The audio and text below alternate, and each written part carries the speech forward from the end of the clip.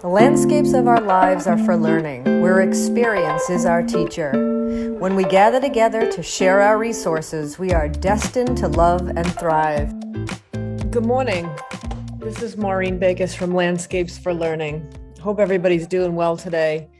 Today, I just wanted to do a solo podcast about a particular book that I'm reading that I'm finding very helpful in my clinical work. And what I wanted to share today is that taking a somatic approach, an integrative somatic approach to healing trauma, especially developmental trauma, with clients has taught me a lot about just in general how the autonomic nervous system works and how early childhood, early life wiring in our nervous system is something that everybody should know about, not just people who are suffering with, traumatic childhoods and so forth. A lot of what I've learned about the stress in the system and the nervous system through yoga, I am now learning about and applying to my clinical work. But I think, I guess my point is that it has broad implications for everyone. And what I think about especially is if you can understand how your stress system works, your nervous system works, how it's shaped and wired, just, some basics about nervous system function and the whole mind, body, holistic system and how it works, you can better understand not only your own behavior, but the behavior of other people. What seems like, for instance, oppositional and defiant behavior in children, sort of contradictory or paradoxical responses from people, responses that seem way out of the boundaries of quote unquote a normal response might be explained to you if you can understand this type of behavior from people in the context of understanding nervous system functioning. And so I've learned a lot through yoga about the sympathetic nervous system and parasympathetic branch of the central nervous system, and the autonomic nervous system function and so forth, and breathing and focus. And I learned a lot about that as a yoga teacher and in my yoga practice. Then when I went into psychotherapy and learned about somatic approaches to healing trauma, I learned so much more. I understood that what I was doing in yoga was developing interoception and honing exteroception and understanding how this whole mind-body system works. And when you're dealing with overwhelming stress that does not get discharged from the nervous system, for people who suffer, developmental traumas or other kinds of trauma in their lives, there's ways to heal it that can be helpful not only to those clients, but to all of us. So I guess the bottom line is I'd like to talk a little bit about this book by Kathy Kain and Stephen Terrell called Nurturing Resilience, helping clients move forward from developmental trauma. I guess my point is that this is an important book for all people to read, not just clinicians, not just people who are suffering with developmental trauma, not just for parents of children who have suffered developmental trauma and their teachers, but everybody. I think we can interpret our own behavior and other people's behavior if we learn more about how to see ourselves and one another in using the lens of understanding trauma and nervous system function. I guess my point is, another point I'd like to make is that at Landscapes for Learning, I guess I'm trying to broaden access. I'm trying to make resources for healing and health available to the masses. I left education as a teacher because I felt that the humanities lessons and the lessons about human nature that I was teaching to kids and teaching them how to express themselves in writing and communication and listening and kind of these human literacies, I wanted to expand beyond just the 100 or so kids that I would see every year to share this with more people. And so I'm also trying to share now my clinical experience working with clients as a mental health counselor, and also sharing what I'm learning that can be useful for everybody,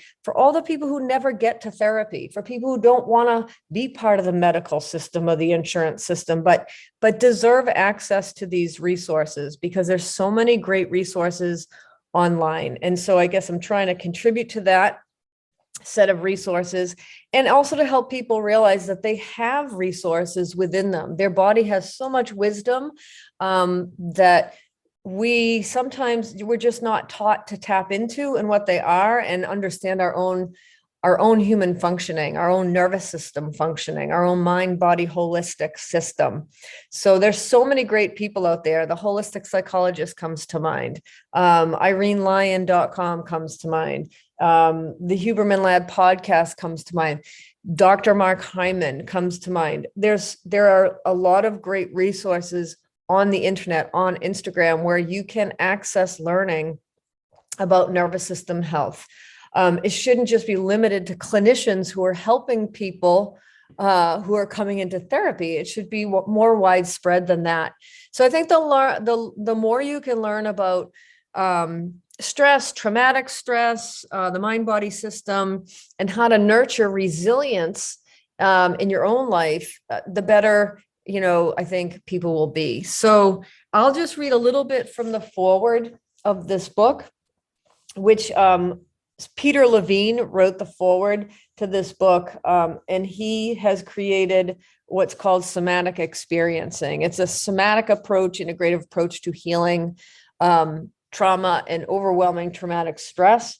So he writes, the therapeutic work with clients who have experienced early and chronic stress and trauma is one of the demanding challenges facing the depth therapist and body psychotherapist, particularly as these experiences are often pre-verbal and before autobiographical memories are formed. There is a great need for specialized approaches that help these clients process their traumas, integrate them, and regain a cohesive sense of self. So he's saying Kathy Kain and Stephen Terrell focus on the developmental unfolding of the fetus, the infant, toddler, and child, so that we can map precisely where our clients have become stuck or thwarted in this intrinsic growth process. This provides a way for therapists to find access points to reach their clients where they have become stuck and gently bring forth the healthy developmental processes. The material in this book spans the field of neuroscience, attachment theory, child development, somatic experiences, and Stephen Porges' polyvagal theory, and the appropriate use of touch. So using these powerful tools, the authors show therapists practical ways to help these clients regulate, feel safe, and resolve their early pre-verbal, which is procedural, engrams. By understanding not only how the body stores trauma, but how through interoception it can restore the sense of balance and goodness, the body becomes a powerful vehicle for restoring resilience while nurturing growth into selfhood and wholeness.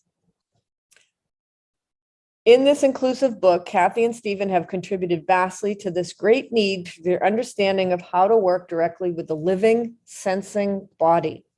Kathy has established herself as one of the preeminent international teachers of somatic experiencing and other somatically based hands-on work. And Stephen has worked extensively within the adoption community and knows directly the wounds that can be carried by these children into adulthood. Together, they have contributed greatly to the field of somatically based therapies and to the informing of clear interventions for developmental arrest and trauma. This comprehensive and rich volume goes to the deep roots of attachment and developmental stressors. It is a must not only for body-oriented therapists, but all therapists and also all of those who guide children professionally as educators or as caring parents. And that's by Peter Levine, author of Waking the Tiger, and Trauma and Memory, and many other books. Peter Levine's a great resource as well. So understanding that early experiences and development, shaping from fetal development all the way through a mother's pregnancy, infants, childhood, into adulthood. If everybody could understand more about how tiny human beings develop and wire their nervous systems, which includes a social engagement piece, we would be more compassionate, understanding, and knowledgeable and insightful about why people behave the way they do. Sometimes poorly, sometimes, not so poorly, but or in ways that are not healthy. We can better understand each other and help each other and be more understanding out there in the world. I think there's a lot of misunderstanding about trauma and people's behaviors who have experienced developmental trauma or other traumas that has really derailed their nervous systems. So I hope that I can bring more information and more resources to people just in general, and not to clinically heal anybody or coach anybody with this information, but just to bring the information to the general public that there's more that meets the eyes when it comes to people's behavior. And, there's that saying, you never know what's going on with people. You really don't know if somebody's experienced developmental trauma in their lives. If you're clinically trained, you can probably recognize that kind of behavior. And I guess that's what I hope to share with people.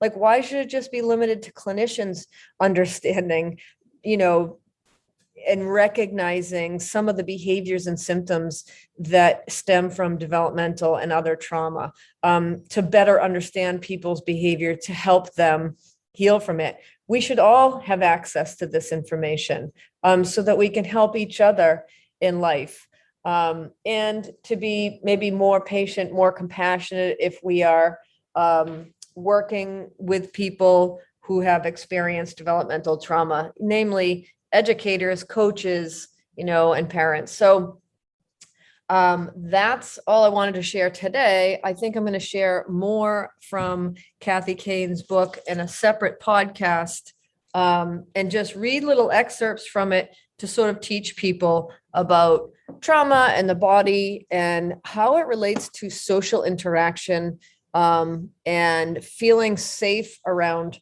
people, and behavior and all of that. All right. So hope that was somewhat helpful, and I'll see you next time.